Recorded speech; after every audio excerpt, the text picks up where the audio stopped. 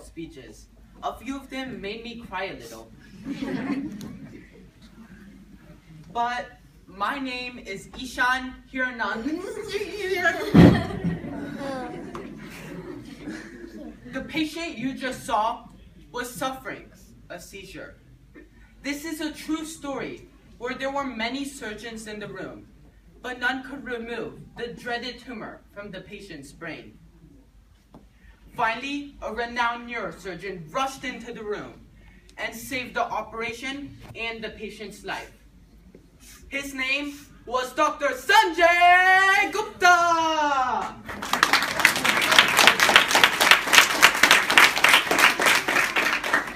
The life of Sanjay Gupta is a wonderful place, full of personal happiness of watching patients being reunited with their loved ones. However, it can be dark and frightening, as you just saw. Fear not, for I am your tour guide, Ishan Hirnandani. As a 9th grader at Northville High School, I have absolutely no credentials whatsoever. But we don't have to worry about that, because today you're going to witness the life of Sanjay Gupta flash before your eyes.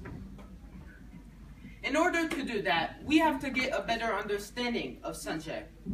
That means taking a look at his beginnings, his birth, family, and childhood. Sanjay Gupta was born on October 23rd of 1969. Can anyone guess where? Almost. He was born right here in Novi, Michigan.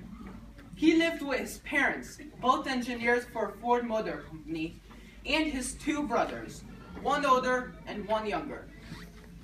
The 3 siblings all worked very hard in their education, and eventually Sanjay made it into U of M's medical school.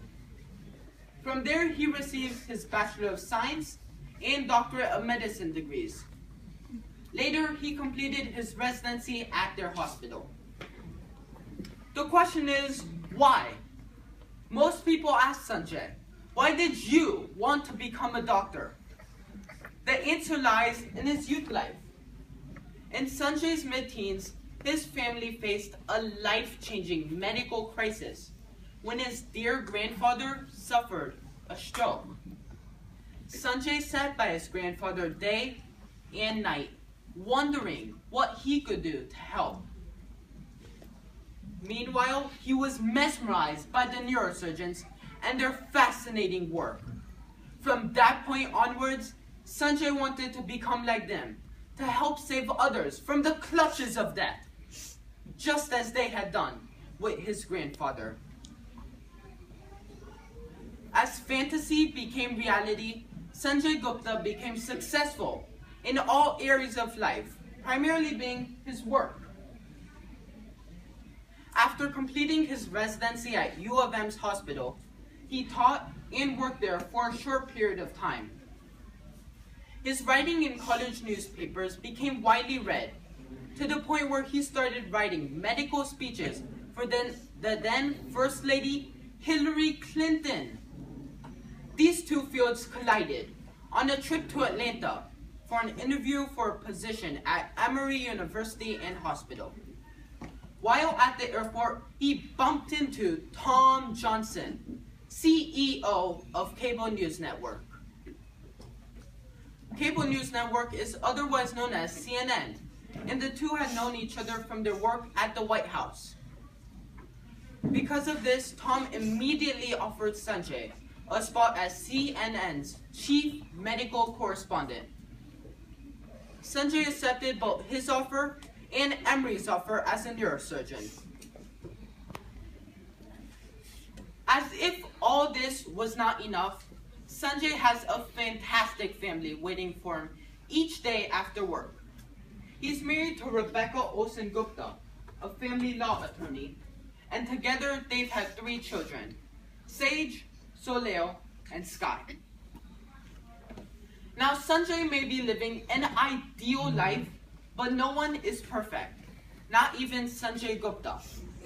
For this reason, Sanjay's made a few mistakes in his life. At a certain point in his career, Sanjay promoted a vaccine for a type of cancer without disclosing the financial arrangements between CNN and the drug manufacturer. Without knowing whether Sanjay was looking for the benefit of himself or for the health of the general public, other doctors were unsure whether to recommend this medication or not.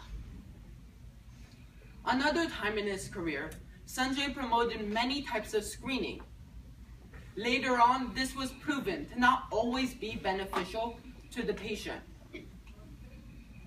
One final mistake Sanjay made is by oversimplifying his reporting in CNN to such a degree that the data became vague and practically useless to the general public. Throughout all of these mistakes, Sanjay has used them to become better at what he does, even though that may not always erase these errors. But when there are mistakes, there is bound to be criticism. One of Sanjay's most common critiques is related to his writing style. Many readers describe his books as unrealistic, while other critics say his books pay too much attention to the small, insignificant details rather than the overall plot. His greatest criticism came a few years later. Following the invasion of Iraq, Sanjay traveled to the Middle East to provide live coverage of the aftermath there.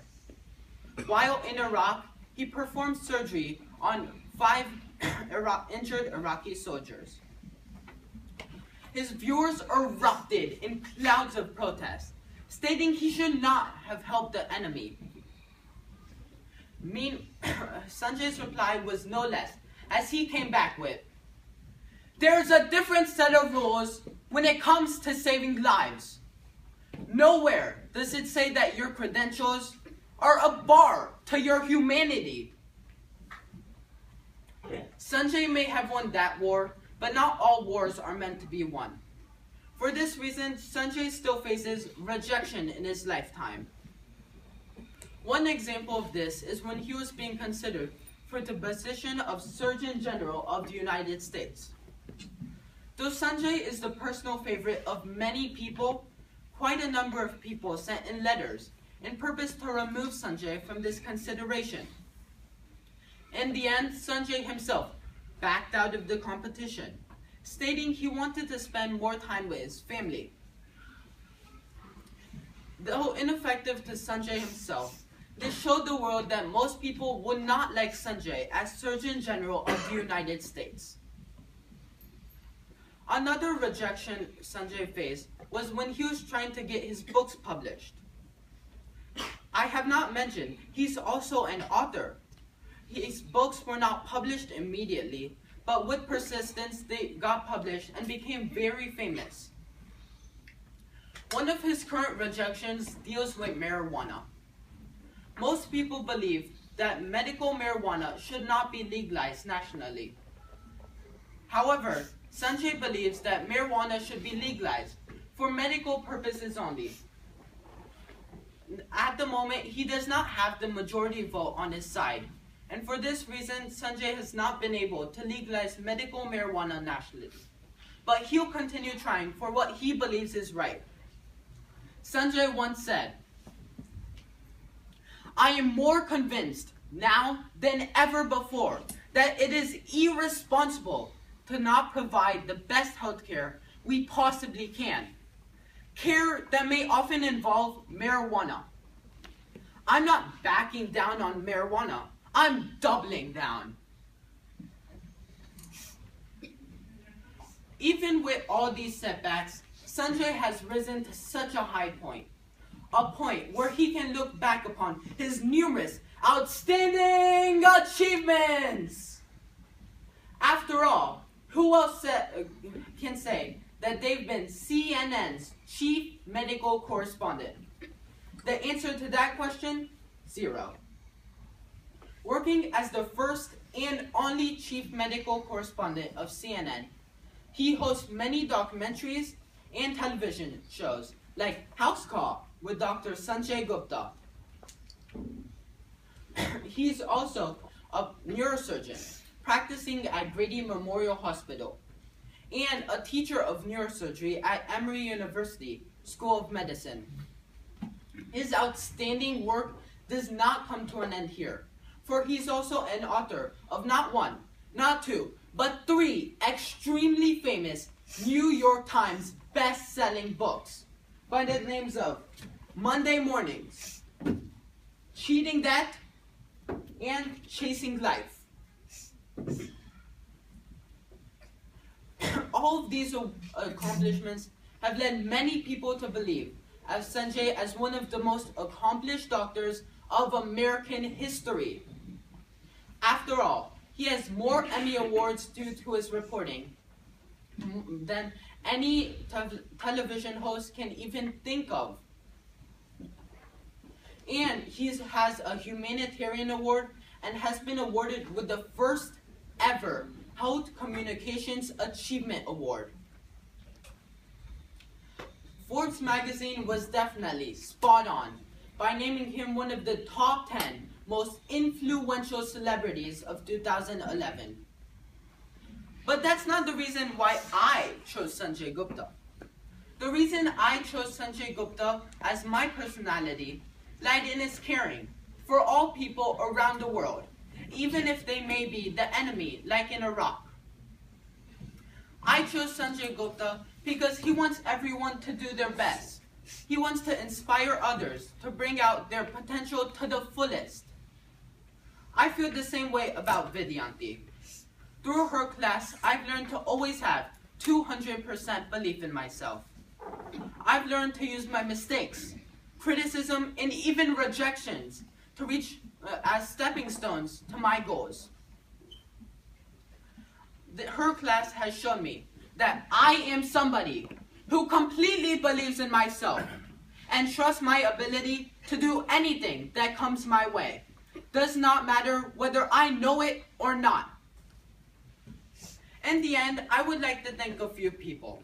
I would like to thank the Honorable Judge, Mr. Rubin, for all his time this evening, grading and listening to our speeches. I would like to thank Vidyanti, who gave me and my fellow peers the confidence to come up here on this stage. Without her, I would be stuck somewhere in the background, not even caring, and being too shy to even come up here on this stage, let alone give a speech. I would like to thank my parents, who encouraged me this whole time throughout, and Shilpi, who helped me with my entire speech. Last but definitely not least, I would like to thank all of you, the audience, for taking time out of your busy schedules just to listen to my and my fellow peers' speeches. Thank you.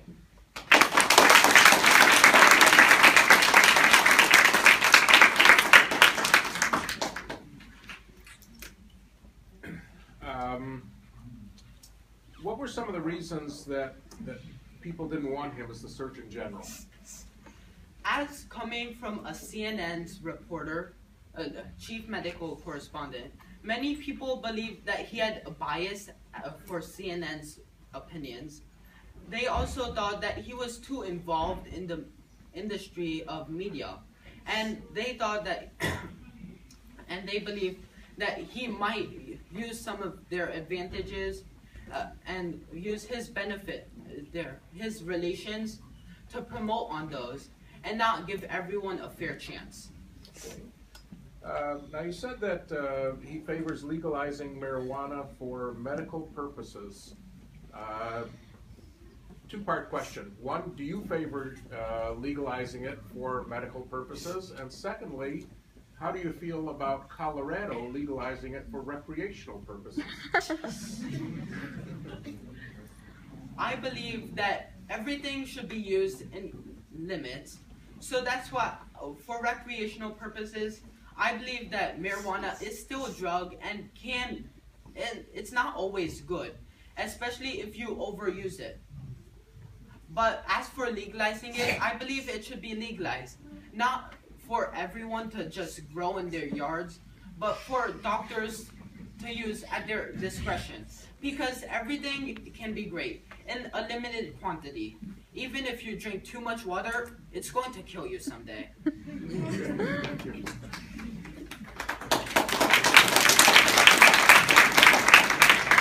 Let's take final questions from the audience.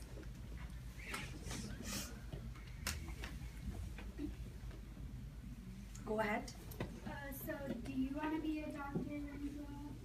I actually do want to become a neurosurgeon, just like Sanjay Gupta and one other neurosurgeon who's actually running for president right now, named Ben Carson. I've been inspired by their stories, and I just find it so beautiful how they can save other people's lives. And I want to do just the same. Don't forget to sign that part. Let's take one more question. Come on, guys, last chance. Doctor's degree. Degree. Doctor's degree. Doctor's degree. What he's asking is, what specialty of, is there a specialty in neurosurgeon or in as far as surgery or just as a neurosurgeon as a degree did he go for? So, of course, you have to take the 4 years of undergrad and then 4 more years of medical school. So that's what it takes to become a doctor, and then you have to do another 3 years of residency. So it's a really long, complicated process. But in between medical school and residency, to become a neurosurgeon or a neurologist or a cardiologist, you have to take a 1 to 2 year fellowship, which Sanjay Gupta actually did at Semi's Murphy Clinic in Tennessee.